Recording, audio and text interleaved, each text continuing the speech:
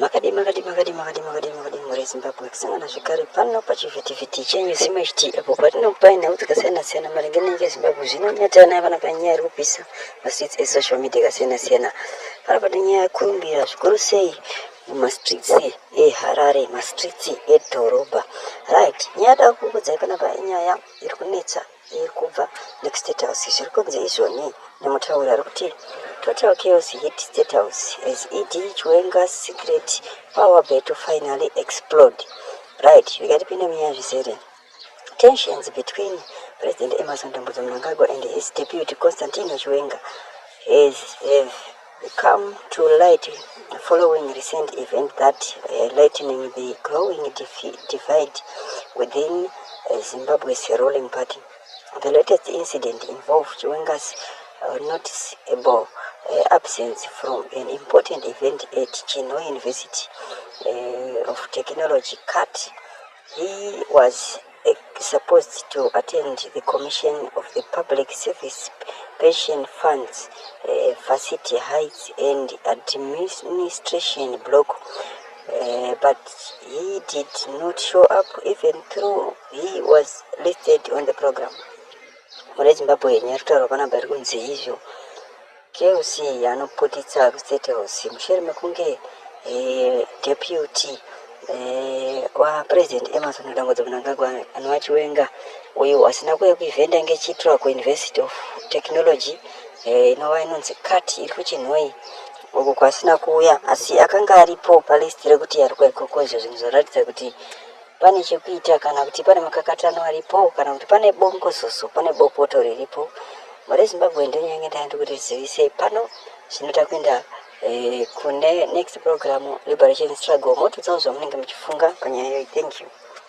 Pamberi nehondo, pamberi nekusunungura nyika yedu, pamberi nekurwira nyika yedu, pamberi nerusununguko, pamberi nekurwira remangwana, pasina ZANU-PF, pasina Mnangagwa, pasina Chamisa, pasina vanomutevera vese, pasina mhatso nemabazi ake ese akabika, pasina machaina, pasina mabwedi, pasina mamumbwa, pasina manyasa.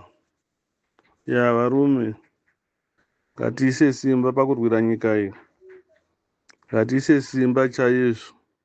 Andika makawana mabwidi akutuma akadzi awo manje ndokudheerera kwakanyanyawo kuti aswera achitibvunza mibvunzo yakapusa. Murume wacho anga atomira pasaidhi achibvunza achitotaura naChairman achiteerera. Andika munhu wese ZANU-PF unonge ari munyasa kana mubumbwa kana mubwidi. Tikatarira gore between 2009 and 2013 Tendai Biti akaita auditing yevanhu vanohora mari mugovernment. Pawanika paine over 550,000 maghost workers, half a million, over a million maghost workers. Tikatarisa kuti maghost workers andiani, manyasa nemabumbwa. Munoona zvoita ZANU-PF. ZANU-PF ndosa ine system yayo kuti ine mainformal. Munharaunda menyu kana muine munyasa kana muine mubumbwa anoiswa papayroll achihora achinzi nditicha, mupurisa kana kuti musoja anoiswa mapayroll. Muchiita nyaya dzenyu anenge aripo. Ndosamuchisa kuti chese chemaita ZANU-PF inotochizwa.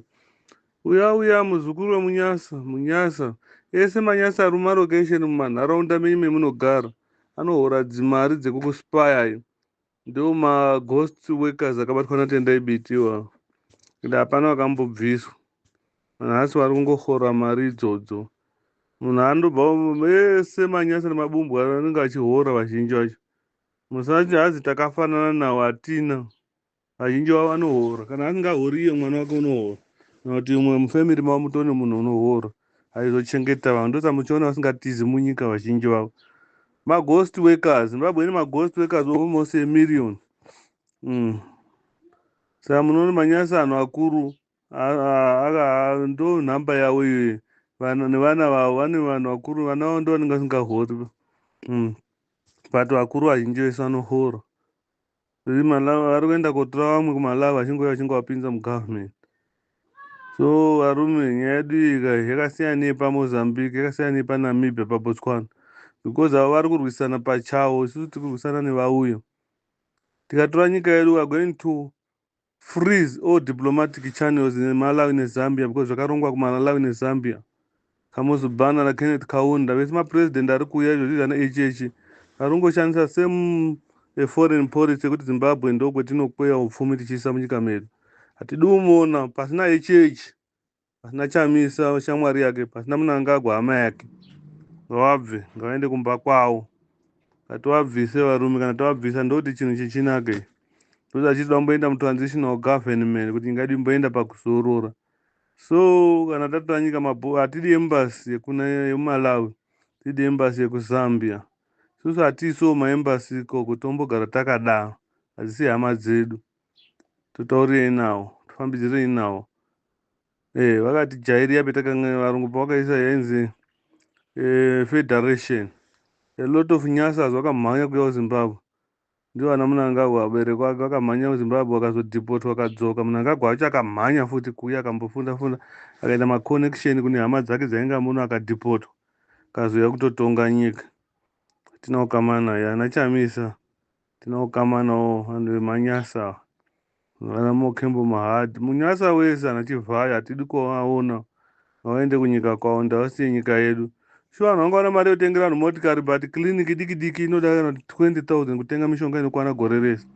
Tenga mota dzinodhura dzemamiliyoni dzekungopa vanhu, dzema1000 dzekupa vanhu. Makiriniki kusina chinhu, zvikoro vana vari kudzidza panze ezihlahleni, narudzidza muhuswa.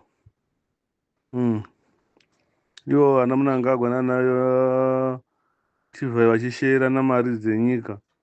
Hakusisina chiro mbetotora kuti hati expect kuona chinhu musovereign fund yenyika, kana magoridhe kana chii, pana chiripo chatoteera kotora nechisimba. Kana mari yakaiswa kuZambia chatoiteera nechisimba, kana pachitoti titorwa hono tingatorwa. Ozi tichitotora, we need army yedu inofanira kubva from 20,000 peri kuenda pa1.5 million masoldiers nemareserves, because we might fight our neighbors tichiteera zvinhu zvedu. Tinogona kurwa neZambia neMalawi tichiteera mari dzakabiwa, kuti totodziteera. Tikasadziteera vanouya futi, chinenge chakatsvuka. Tachitoda army yedu inofanira kukwira from 20,000 to 1.5 million, ndo army itoda. Tochizotanga kutaura navo takatsigira. Saka vazhinji vakomana vechidiki basa rekutanga ririko imilitary industry ichigadziwa ichiita, because unogona kujoina army wodzokera kuindustry woenda kuany field, but tichida unenge uri kureserve. Asi it's more likely kuti army yedu iri kuzosvika pa1.5 and above, kuti timboona kugadzirisa chinhu ichi. Chine 44 years chichibhendeswa. Aita system yeIsrael. Israel iri pakati pevavengi, ndo zvakaita Zimbabwe iri pakati pevavengi. Hapana nyika inoitida pamusouthern Africa, vakatizonda. Saka tinoita Israel. Our defensive system is going to be narrowed, it's going to be sharpened. Ndo first thing chitotoda ichochi, kuti ngatorovana nevanhu vari surrounding vakaita zvekutamba. Ndivo vari kufara nehama dzavo vachiita zvinhu zvavari kuita. Our military inonga ichifanira kutoti, saka inogona kutoguma yatokombouzwa for first 5 years munhu wese anenge ari age between 35 and 18, because hapana zvetingaita. We are going to force each other kuti nyika inake for our future. Currently system, we don't have future. There is no Zimbabwe. It's now a shell. Israel isina yoke, Israel isina chinhu. So tiri pama1, hatibatani, hatiunganidze pfuma shoma yatinaro kuti totora pfuma yedu yese. Saomera kanda zvoinazvo. Tatenda.